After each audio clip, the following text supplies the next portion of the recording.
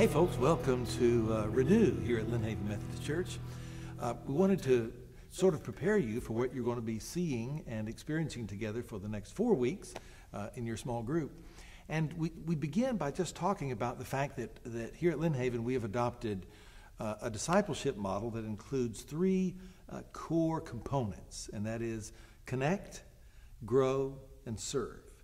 Connect in the sense of connecting to God, connecting to other people like you're doing right now in your small group or Sunday school class or Bible study. Secondly, growing in your understanding of the Bible, growing in your relationship with God and your knowledge of Him. And then serving, which is an important component of growing as a Christian.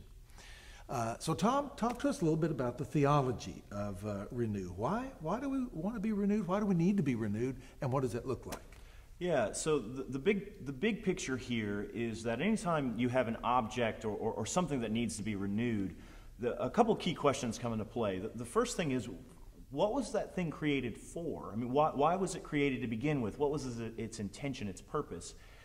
How was it used or misused in such a way that it needs to now be renewed? And then once we've established those things, we ask the question,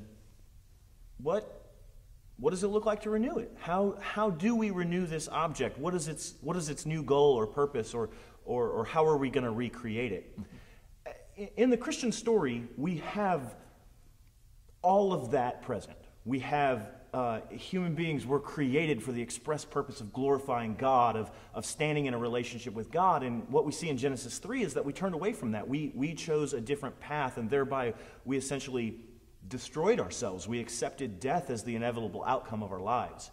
But in the gospel story, Jesus Christ takes on human flesh, comes, lives a human life, dies on a cross, but then resurrects from the grave. And especially in this Easter season, that becomes important. The story of the resurrection is the story of ultimate renewal.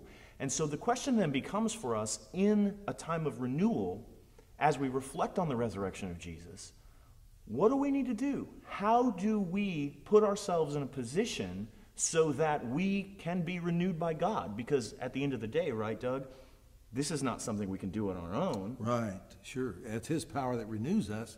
But what we're trying to do is, we've been using the phrase, arrange the contingencies to allow God to do that renewal.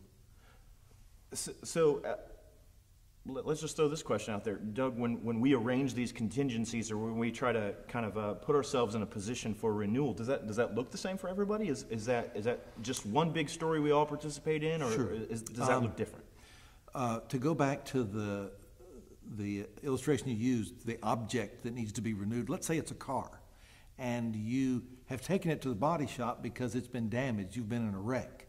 So the question is, what does it take to renew that car? What does it take to put it back like it was when it came from the factory?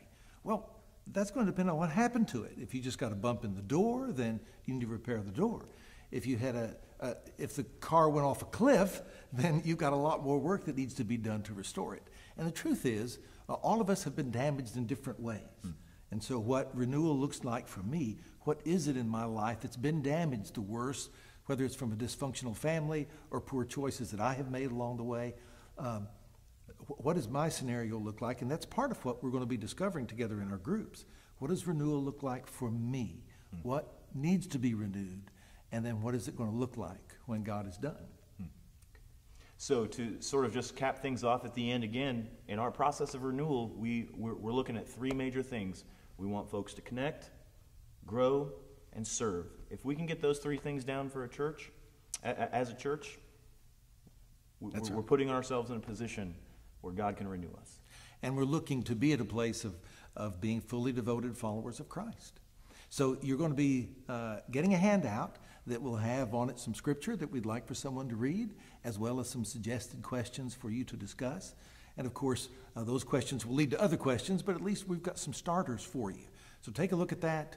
God bless you. We want you to experience God's renewal in your life, and we want the church as a whole. That's one of the reasons that we're doing this all together. Small groups, Sunday school classes, Bible studies, and we're doing it right after Easter, right in the spring, a perfect time for us to think about this theme of renewal. And so let's go there together. God bless you.